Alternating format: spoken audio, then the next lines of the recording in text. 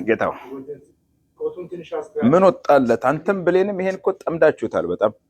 ጓደኛዬ መብራቴ ነው ኤድመንተን የለቀቀብኝ። መብራቴ እየመጣው ነው የዘንድሮን ክሪስማስ ካልገሪ እና ኤድመንተን ነው የማከብረው ቅዳሜ።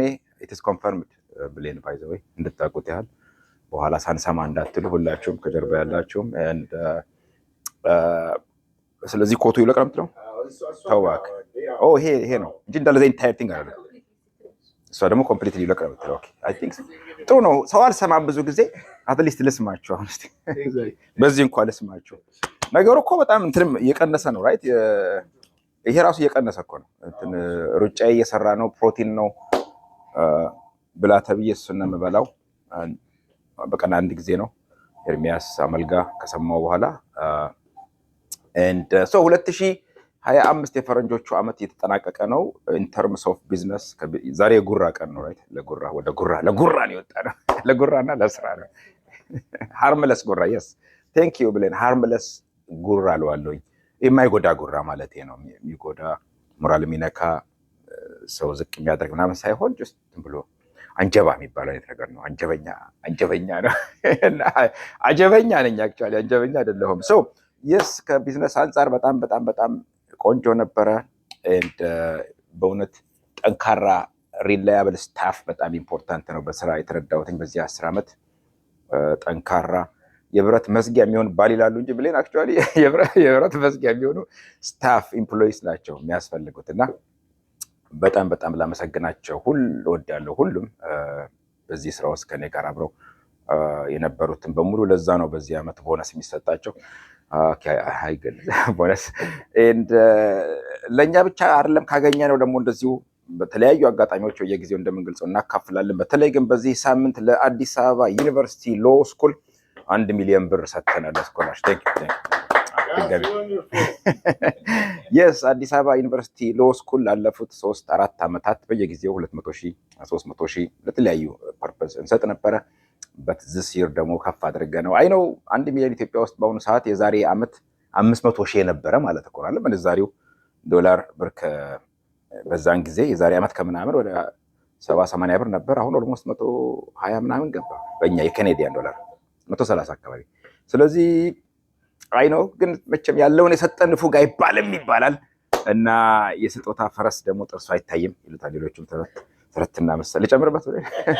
ሶ 1 ሚሊዮን ብር ሰጥተናል። ሎ ስኩል ኦልሬዲ ያስረክበናል። አዲስ አበባ ዩኒቨርሲቲ ጃንዋሪ 11 ትልቅ ፈንድሬዚንግ ሪዩኒየን አለው። አክቹዋሊ አዲስ አበባ ዩኒቨርሲቲ ለሎ ስኩሉ ዩኒቨርሲቲው እንደምታውቁት 75ኛ ዓመቱን እያከበረ ነው። 50ኛ ዓመቱን ሲያከብር የዛሬ 25 ዓመት አይ ዋዝ ዜር እና የዩኒቨርሲቲው አድሚኒስትሬሽን ጋር ትልቅ ፍትጊያ ውስጥ ነበርን። ነፍሳቸውን የማረውን ኢንጂነር ኃይሉ አየለ እነ ኃይለ ስላሴ ወልደ ገሪማ እነ መላኩ ይማም አቶ መላኩ ይማም ከፍተኛ የሆነ ፍጭት ነበረ። አመስተነሳ ተሰደድን፣ ኬንያ ወጣን። 25 ዓመት አሳለፍን። በጣም ይገርማል። የሰው ልጅ እድሜው የሚለው እኮ በጣም እንደ ጠዋት ጤዛ እኮ ነው። በቃ ድንገት ይታያል፣ ይረግፋል ከሰዓት ላይ። ሶ ኤንድ ናው 75ኛ ዓመቱ ያከብራል። ዩኒቨርሲቲ እያከበረ ነው። የተለያዩ ዝግጅቶች አሉ። በተለይ ሎ ስኩሉ ደግሞ ባልጨርስም 4ኛ ዓመቶኛ የመጣሁትኝ ስቲል ለሎ ስኩሉ ምንችለው እያደረግን ነው። ሌሎችም በዓለም ተሰራጭታቸው የምትገኙ የአዲስ አበባ ዩኒቨርሲቲ ሎ ስኩል የቀድሞ ተማሪዎች የምችሉትን ሁሉ እንድታደርጉ በዚህ አጋጣሚ ቻሌንጅ አደርጋችኋለሁኝ። በእኛ በኩል 1 ሚሊዮን ብር ሰጥተናል። ጸባያቸው እየታየ ይጨመርላቸዋል። ላመሰግናቸው እወዳለሁ በእውነት የዩኒቨርሲቲውን ፕሮፌሰሮች እነ ፕሮፌሰር ሙራዱ ብሩክ ኃይሌ የኔ ባች ነበረ፣ ማርታ በለጠ እና ጋሽ መከተ፣ ሁሉንም ዩኒቨርሲቲ ፕሮፌሰሮቹን በሙሉ ላደንቃቸው ላመሰግናቸው እወዳለሁ። በትጋት ብዙ ናቸው። መሀሪ ረዳይ፣ ዘካሪያስ ቀና፣ ጋሽ ጥሌ፣ ፕሮፌሰር ጥላሁን ተሾመ፣ ሁሉም ፕሮፌሰሮች በእውነቱ አሁን ያልጠቀስኳቸውም ላደንቃቸው ላመሰግናቸው እወዳለሁ። ቱ ቢ ኦነስት አዲስ አበባ ዩኒቨርሲቲ ነፍሱን ይማረውና ፕሮፌሰር አንድሪያስ ሸቴም ጭምር የሰጡን ትምህርት በጣም ረድቶናል። ከወጣም በኋላ በዛ ሰዓት የሰጡን ንባብ በተለይ ጁሪስፕሩደንስ ላይ ፊሎሶፊ ኦፍ ሎ ላይ የፕሮፌሰር አንድሪያስ ሸቴ ሌክቸሮች በጣም አሜዚንግ ነበሩ። ሳሙኤል አሰፋ ሎ ስኩል አይደለም እሱ እንኳን ፊሎሶፊ ነው። ኤንድ ያ ፍሬንድ ነው አንተ። ሶ ኤንዌይስ ያ ሁሉ አልፎ እዚህ ደርሰናል። ሶ 1 ሚሊዮን ሲያንስ ነው፣ እንጨምራለን እያየን እንደ ሁኔታው። ብችል ጃንዋሪ 11 በመጣ ደስ ይለኝ ነበረ፣ ግን አንፎርቹኔትሊ በተለያዩ ምክንያቶች በቀደም በጠቀስኩት ምክንያት ትንሽ ስጋትም ጤ ስለገባኝ አይ ዶንት ኖ መጣ አይመስለኝም። ሌላ ጊዜ እመጣለሁኝ። ከዛ በተረፈ ካልጋሪ ቅዳሜ እዛ ነኝ። ቅዳሜ፣ እሁድ፣ ሰኞ፣ ደን ማክሰኞ፣ ሮብ፣ ሐሙስ ኤድመንተን ነኝ። አርብ ጠዋት I will be back to my office and ከዛ በኋላ ነው እንግዲህ በ27 ቅዳሜ ወደ አውስትራሊያ ረጅሙን ጉዞ የምናደርገው።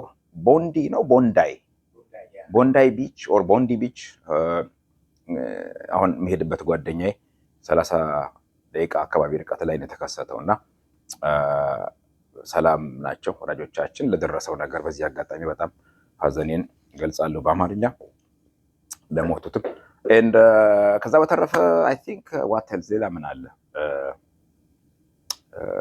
ወንድሜ ሜንቶሬ ጓደኛዬ ታላቄ ሲሳይ አቶ ሲሳይ ወልደ ሚካኤል አባቱ አርፈዋል በዚህ ሳምንት። ቀብራቸው ቅዳሜ ነው። ቶሮንቶ አካባቢ ያላችሁ ሰዎች ቢችውድ ሴሜትሪ ነው ቀብር ላይ ከሰዓት በኋላ 1 o'clock ጠዋት ፍትሃት አለ ቅዳሜ እንድትገኙ ይሁን። አቶ ሲሳይ ወልደ ሚካኤል ሂዝ ወርሺፕ ይባላል ሉዚ ሂዝ ወርሺፕ የኦንታሪዮ የመጀመሪያ ደረጃ ፍርድ ቤት ዳኛ ናቸው ነው።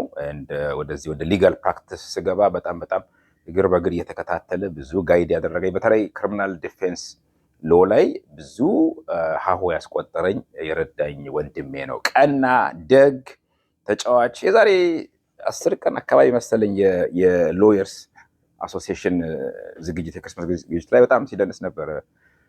ከኤልሳቤጥ ሌላ በጣም አሜዚንግ የሆነች እህታችን ኤልሳቤጥ ሙለታ እሷም የሱፒሪየር ኮርት ከፍተኛው ፍርድ ቤት ሬጅስትራር ነበረች እና ብዙ ቀና ሰዎች አሉ። ቱ ቢ ኦነስት ብዙ ጊዜ ክፉ ነገር ኔጌቲቭ ነገር ጎልቶ ስለሚወጣ ነው እንጂ በዚህ ዓለም እኔ የደጎች ቁጥር ይበልጣል ባይ ነኝ። 99% ሰው ደግ ነው። 1% ኦፍ ኮርስ ክፋት አይጠፋም። አንፎርቹኔትሊ ግን ዜናው ብዙ ጊዜ የሚቆጣጠረው ክፋት ነው። ፈነዳ፣ ገደለ፣ ተሰረቀ፣ ተጣሉ፣ ተደባደቡ ስለሆነ ነው እና እነዚህን ሰዎች በዚህ አጋጣሚ ሴሌብሬት ማድረግ እፈልጋለሁ።